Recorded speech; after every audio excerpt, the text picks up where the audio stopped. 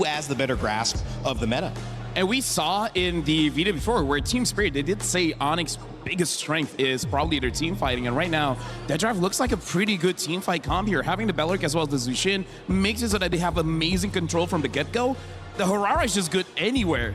And right now, I gotta say, this is a good Harley pick because you know that ONIC, whatever gold laner they're gonna pick up, it's gonna be amazing just because they already have a good support system. Yeah.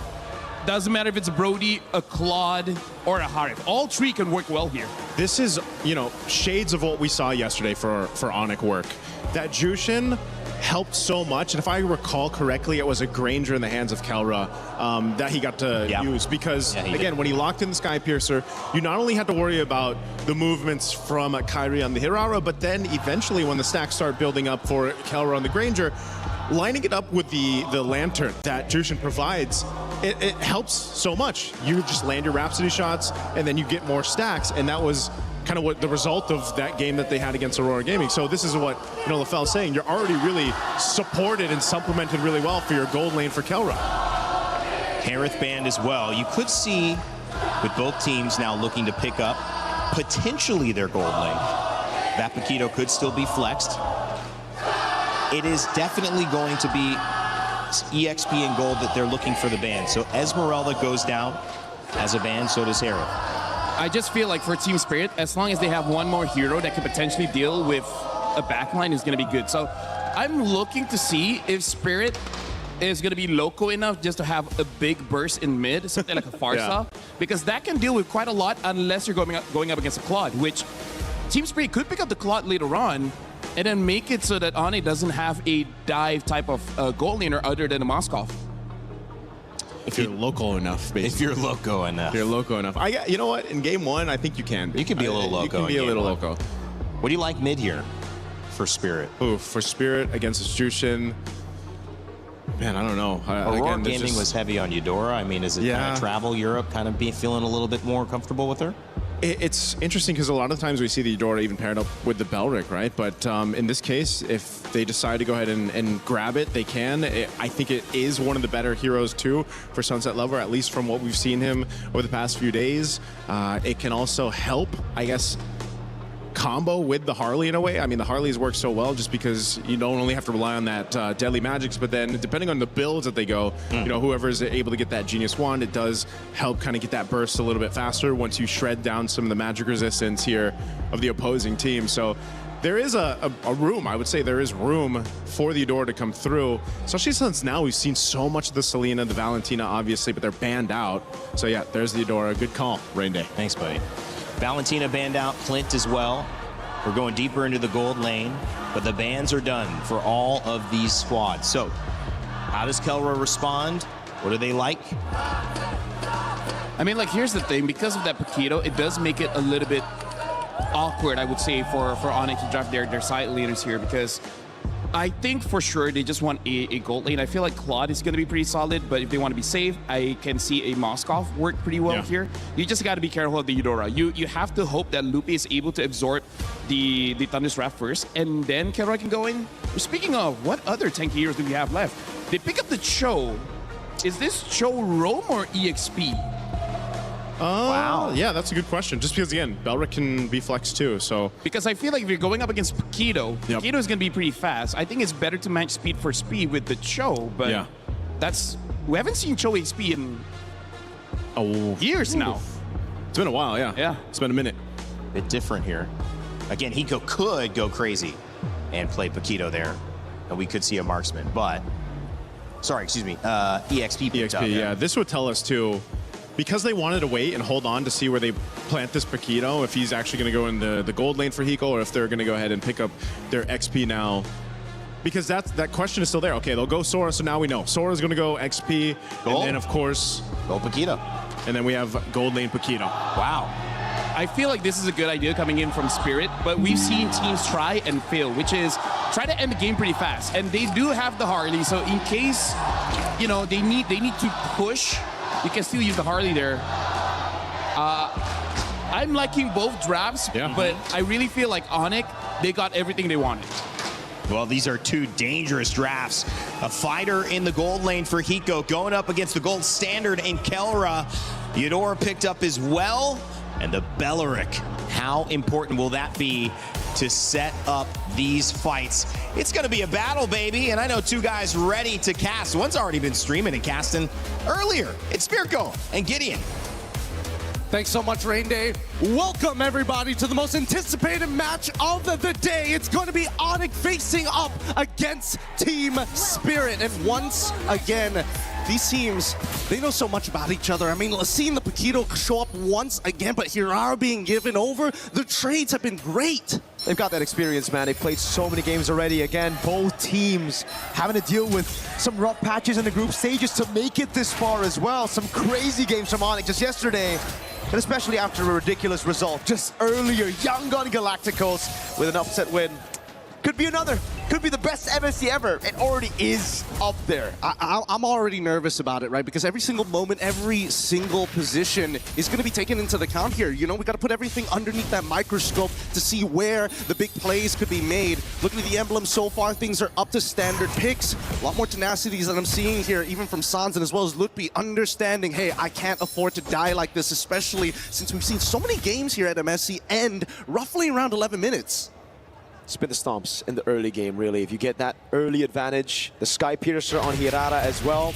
It was a pattern that we saw in the last few matches, even yesterday for Aurora ONIC, that whoever gets the Hirara seems to have an advantage unless there's a Fanny on the other side. Yeah, and that's the scary part, right? This early phase, so far, we're already seeing immediately attack on Sans. And this setup here, at level 2, at level 4 for Kyrie, they don't find the kill angle, unfortunately. For the upcoming Turtle, though, it's going to be a little late for Sans as well as Keyboy. We'll see whether or not they give it up. They're most likely going to give it up, considering that Team Spirit already running double fighters, and Hiko already making his way to proxy the wave. He's got to be careful, though. Needs to really be very careful. ONIC probably know they can't contest with a neutral objective. They might be able to go for the trade, especially if Hiko tries to cut very early. But thankfully, for Spirit, Hiko sees him, spots him out. Zaur Ego is on his neutral objective. Now the Harley should be free. Just the retry. Keyboy making sure he pops that retry. Nothing is going to be given for free. And they're making sure that they're not, at least not wasting time, right? Really good defensive rotation from the side of ONIC, making sure that they're sending Kyrie and Keyboy to the top side of the map, denying the proxy and making sure that things are relatively standard for Kelra in his gold lane experience. We know it's just a matter of time until Kelra might make a super play of his own. The real question is, where is First Blood going to happen? We've seen Kinbaba rotate from the bot side. Unfortunately, haven't seen too big of a commitment yet. Oh, wow. A cloud shift here as well. Yep. Bomba's going to put some pressure down on Lutpi. Wanted to get a flicker at least, but Lutpi knows better than to actually use those resources early. He's going to stay patient with it. Kelra up top, though. It's so well played by Spirit in the draft, though. They ban out the Harriet, the Clint as well. Those are the two heroes that can really deal with the Paquito in lane. And because Team Spirit has red side, oh god, deadly matching. Some more with Sunset Lover as well. But back to the point, because they were red side, ONIC couldn't risk picking up the Moskov just because there could be that Hanabi threat. That's the thing, that's the thing. Every single time you come into these drafts, there's always that sneak peek on that red side. And so far, I like the way that, you know, Team Spirit have handled themselves, right? A slight evolution, not trying to go beyond what they need to do. They're still checking the boxes, and you can tell that Hiko, this side of the map is his, right? Even Keyboy has to be very respectful of him. Lutpi didn't use any of the resources earlier. Rapid Giant to be used up now. Shifting skies. Oh, insta flicker. Kid Bomba with First Blood. Now he's getting the fatal links and a flicker combo, locking him down as Bomba can't go for the chain. Lantern flare right there as he goes to the skies. Sunset Lover puts the thunder right down on Keyboy. Oh man, once again, Kid Bomba catching ONIC off guard. Wasn't expecting him to be so desperate to chase for someone of Lutpi's caliber, and not to mention even Keyboy trying to disengaging them, forgetting that Kinbomba could just walk back into the fight, one auto attack away from actually triggering that ult once more. Even so, the turtle is going to be up, and by the time the ults come back up for the side of TS, is ONIC going to take first position here to try and drag this out? Do they really want to contest this? Perfect match, already baited out by Keyboy, just with a G-Kundo. Now ONIC holding control despite Team Spirit's early win. Stun coming down now. Shifty skies from Bomba, goes in. Look, he doesn't get caught by it. Zaur back again, retry battle, Rapid Dryad. Good zoning there, and it's gonna be the retry from Kai instantly. They will disengage. Zaur trying to look for a trade, but it will not happen.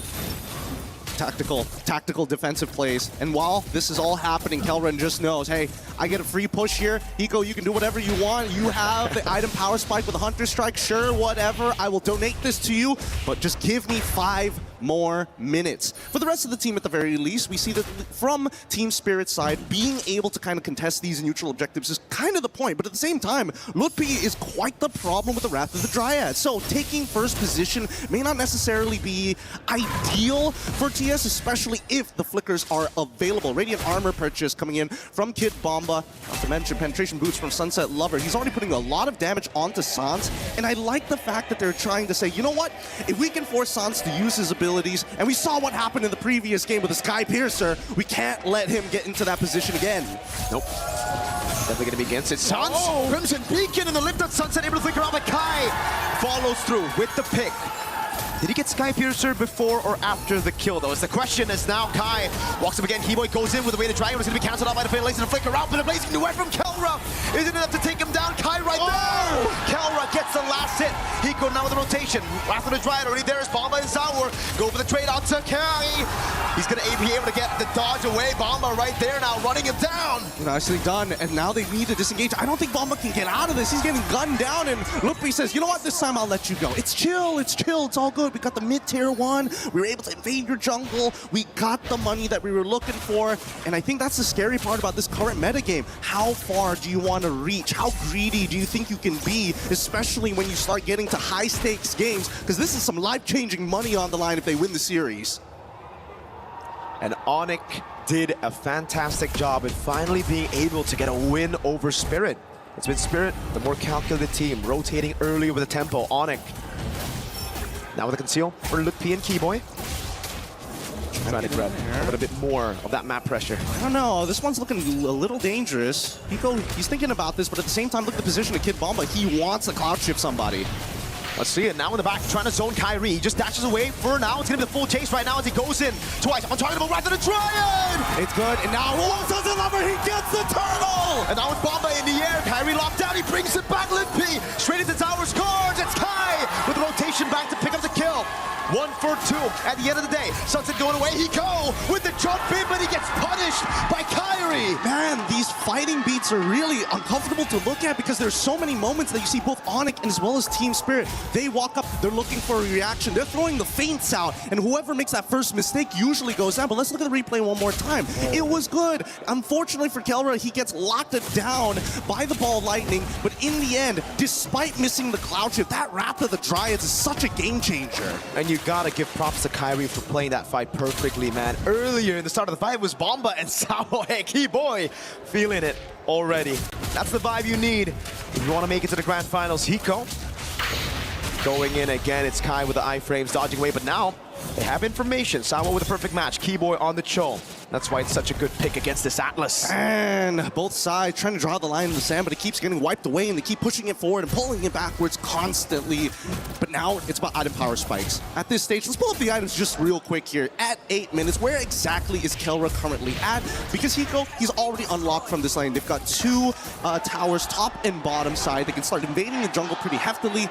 Ideally, if they can get rid of mid-tier 1, that'll be more optimal. But even so, the coverage from ONIC, they're like, yes, Kelra, invest more, wait until the stocks get big before we sell out. You get to see the fans here. The Sonics in the building.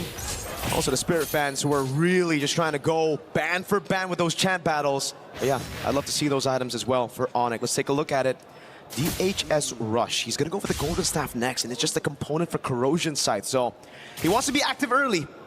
He does. But on the opposite end, at least we know, with at least 200 gold difference between the gold laners at the very least, just the cost efficiency of the fighters. Already 2 items down in the bank. And with Lord already spawning here, I'm trying to figure out what's the best angle, because Sans has that Purify. I'm thinking whether they can punish Keyboy, but at the same time, Kyrie has been playing it so nicely with those iframes. They've got to figure out something that makes him bite. It can't just be the Lord here. Zara might be able to bait it, but at the same time, this is a huge problem if Keyboy gets a good kick on him. Nobody on the side of TS has a Purify. And that move by Kelra as well, the poke over to Bomba, the fact that he chased even forward and Bomba popped the regen. So he's going to have to recall back to base. ONIC now have tempo around this. Bottom lane is good for TS. Ball lightning comes around for Keyboy. Hiko deals with the wave in the top lane, but the mid wave has been pushed in by ONIC, so it's just a battle of prio around these lanes. This is tactical. This is really, really tactical. And TS, they don't mind dragging this out. Oy. No one saw that ball lightning. It's all good, but I don't think it's over just yet. It's almost trying to force it. Now with the shifting skies as well. Sans popping up Crimson Beacon early. It's going to be him. Over the skies away. The dragon for Keyboy. Ball lightning stops it down. Sawo with the fatal links on two. Now it's him backing away. Sour Ego is now with the point with a deadly magic over on Sans. Kyrie waits for a position. Keyboy. Very risky game that he's playing.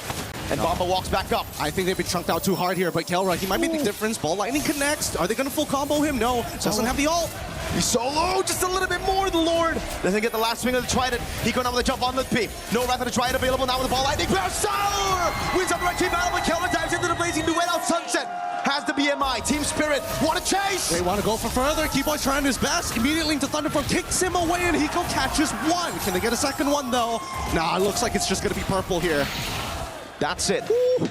What a crazy fight. A crazy sequence of events. Man, this is really an RTS. it turned away from a moment to an RTS so quickly in these couple of moments. Lucky for Sawo that the Lord decided to go into his animation to knock people up, because if not, he would have been blasted there. Kilra had the right idea. You know, Sunset Lover already used the ball lightning. They were trying to punish him real hard. He still has that flicker, and that's the beauty of it. If he had Purify, okay, sure, I guess he's dead there, but so far, things have been pretty hot for Team Spirit. This is going exactly how we were expecting it, right? Double fighter comps generally take the advantage first. Later down the line, you're expecting that the marksmen are going to be able to not only outplay, but have enough damage to output. The scary thing is, with the gold standard, he's really good at chunking out your frontliners and still having that fancy footwork to get out. He's been doing that all game now, every single time, even before the golden staff, but even more so after it, right? The chunk on Bomba, forcing him back. He's literally just been winning them these small wins before the neutral objective even starts. But it comes down to, again, the lane management in the side, and that's why right now Kelra's kind of chained, locked in from going into the side lane because of the Paquito, and Hiko plays such a good game here where he's never really in vision. Yes, and the best part is that he likes to stick his foot out in random spots just to make people feel like, oh, we got to be worried about the potential flank here. What about the tri-brush? What about... And then they won't, they just slow down. And I think that's the important thing here. Both teams need to really take into account every little detail that's happening across the map. And I think there are moments that I feel that Team Spirit are willing to 50-50 for, especially when they've got priority and pushing waves on their side. Back to Hiko and the Paquito, though, the choice of emblems as well. We've been seeing a lot of lethal ignitions, obviously. In the XP lane, it was mainly quick quantum charge. And that's what Hiko has taken, that inspiration from the XP lane Paquito into the gold lane. Now he's not, hey, yeah, gone down, man, looking from the top-down view. But yeah, it's all about playing in and out. It's about baiting those resources on the Paquito as well. It's not just about that insta-burst, especially against these top-tier teams. I mean, he's going for War Axe, so he knows that he isn't just trying to, like, if he can one-shot somebody, sure, but he can also play a very Peel style, right? He can get in and out of fights more reliably. He can actually go down to 50% of his HP, walk up to a wave, heal back to full, and then come right back into the fight. The cooldowns are so important, and not to mention, they are going to make sure that they fight for a long time, because Sans, he would love to drag out these fights. Holy Shield already down. Deadly Magic onto Sans. They're trying to really bait out those Crimson Beacons. Litpi gonna be caught now. It's thrown back. Rather try it, but it's too far away from the rest of the team. It has to be Litpi taken low, taken out by Hiko. Really nice, and now they're gonna keep on going forward for this, but I don't think they want to dive even further. They use all of their ults just to get Litpi, and they still haven't cracked open the inhibitor, which is totally fine. But now we're seeing the major interactions here. Kid Bomba recognizes you can Wrath the Dryad all you want, as long as I am in that cloud form, casting abilities without any hesitation. There's not gonna be a moment for you to lock me down. Oh, this time they get the Crimson Beacon. Sawa with a perfect match now knows there's a man advantage that they want to capitalize on.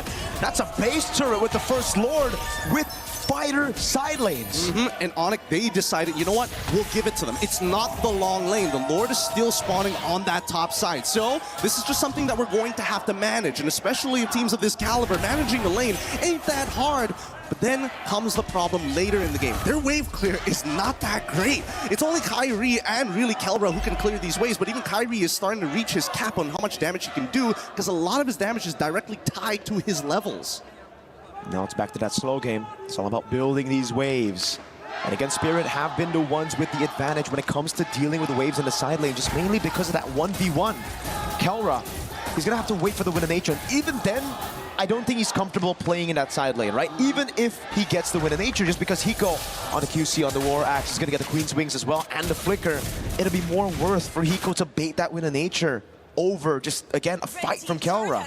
Which makes me wonder whether or not Hiko is going to go and start getting himself a Malefic Roar or straight into the Queen's Wings. Considering that he's got the War Axe, I would only assume that it's going to be the Queen's Wings after, but that's, you know, a very EXP style of playing it. We'll see what options he has in a bit, because Conceal's already out and Sawo's opening up the Tri-Brush. Keyboy doing a good job again, just holding that wave, but now it's the EECA special, baby. It's that Lord Dance in the bottom lane, playing it as slow as they possibly can.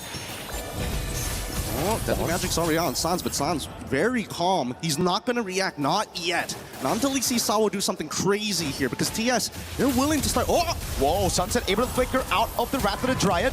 Now it's Keyboy locked down with the Frozen. And the perfect match instantly goes! Sawo with the perfect just Sawo! With the Fatal Links, that's Kelra popping the blazing weapon. He's gonna get bursted down by the Deadly Magic. And now it's Sans with a Lantern Flare. And now they disengage. Finally, a moment to breathe at the very least. Kid Bomba, he doesn't mind dying there, but he wished that he got somebody other than just Keyboy. Now, ONIC instantly going to take priority and first move on this Lord. What is Team Spirit going to do? Because we're seeing a flank coming in from Zaur.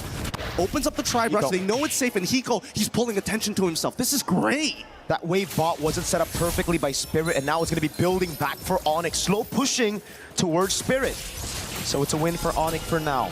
But they have Keyboy down. That means Spirit have the man advantage for a while as Bomba spawns. I think ONIC recognized that TS, they can't blitz this down as quick as they want to, so they can actually maintain this tempo. It's getting really dangerous because now the Kid Bomba is going to start showing himself. This is where ONIC needs to take advantage of the scenario. Well, same time as well, that top side is shoving in pretty hard. Hopefully it doesn't mess up their mid wave as well. Probably will. They're gonna have to send members down there, and that means it's free for Zaur to clear out the mid wave. Now, it's Bomba who set up the wave in the bottom lane, and a good spot for it to build back in favor of Spirit. So they've got like roughly a minute or two to work with here. TS has set it up nice. Let's see who gets it. Sawo with the jump now. They know he has no Purify, but Hiko's going to be taken very low already. Limpy going to be chunked down as well. Shifting Skies from Bomba, trying to lock them down already. Now it's Zaur and Kyrie going to go for the Red Tree battles. Deadly Magic will land on Kelra.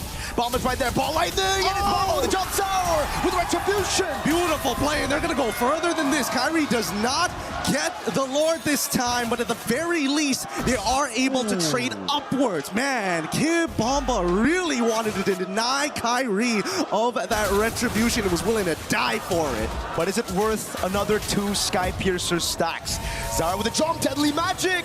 Kyrie needs to time this, but I think he's good anyways, right? Just gotta be careful of that Lightning Truncheon proc. Yeah, no, it's so safe. I really love the fact that, you know, once you get to a certain point with Hirara, you're like 3 seconds, okay, perfectly fine. Double iframes if necessary. I can wait for my combo points to actually come back up. As long as nobody threatens me in the meantime to force him out, generally will survive. Now let's look at the items one more time because we're seeing max build already from Hiko. And yes, he did opt to go for his third item to be the Queen's Wings on top of getting the Malefic Roar at the end, so he has that real 1-2 punch for Kelra if he doesn't build that Winds of Nature soon. Doesn't seem like he is gonna build the Wind of Nature. He wants to gamble it, man. This is the guy who went Brody against a Belric, all right? It's all good. He can react to things, and that's what he's leaning on. He's leaning on his own skills, the drills that LaFell was talking about as well, pointing out to Kelra, who's just been practicing all around to deal with damage, to deal with setting tools. Hey, speaking of damage and dealing with setting tools, Sans also getting himself a Radiant Armor here to make sure he doesn't die to Zaur. So now he's not exactly the most optimal target, and Zaur has to rethink who he's going to be jumping on. I would like to say Keyboy, but like half the time, those kicks really is more for disruption than it is for a big set, considering that both sides have some big haymakers ready to unleash. And I think Zaur's been playing like a really good game with the way that he's going in and out and trading the aggro. Very similar to an MMO RPG raid. You have your tanks, they gotta cycle the damage between each other to make sure that everybody stays healthy. Uh-oh. Keyboy has the Shunfu, the Deadly Magic will actually bait it out now as Keyboy gets the Jikudo, not a Shunfu again. Sawo with the Fatal Links, able to catch 2, but Keyboy will get the way of the Dragon to disengage for now. Hiko staying busy while that happened, pushing in the mid wave, getting a bit more damage onto that base turret. And I like the fact that Zara, especially when there's technically nothing to fight for, he's willing to just throw the deadly magic at you. Just like, yeah, I need to get something, I need to get a reaction, and as long as that reaction actually happens, it's fine. My ult's gonna come back up in less than 30 seconds. Arguably, wait, where is he? Level 15 already? Yeah, about 26 seconds. No problem. That flicker though, well, long cooldown on Keyboy. And that's really the only engage tool, right? Yeah. Lutpi here, more on that reactive. Oh no, did they read out Keyboy's movement? I think they did. No flicker, Keyboy. How are you gonna run away from this one, buddy? That's a ball lightning. The Thunder's Wrath as well. Keyboy gonna be taken out by Sour as Bomba walks up and they don't use any crucial resources. It's just the deadly magic. Now more than ever, the meta demands you perfection from not only your rotations, but your positioning as well, and reading your opponent. So far, the score is 8-8, but the 2.2k lead on the side of Team Spirit is starting to make me nervous here.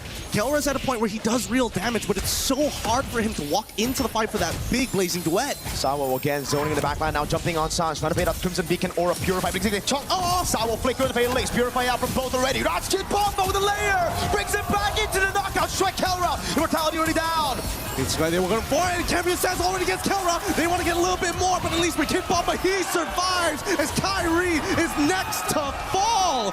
I thought that was going to be an instantaneous fight, but even for the side of ONIC, they're willing to expand resources to make sure they can buy a little bit more time. It's the layer. You Purify out of the fatal links, then it's Bomba with the Sora, and now they're knocking on the base. Zara with the deadly magic on Keyboy. Sawa walks up on Sanj with no Purify. Base wide open, Team Spirit. Secure game number 1. All right, that's a great start for Team Spirit, but this series ain't over yet. How many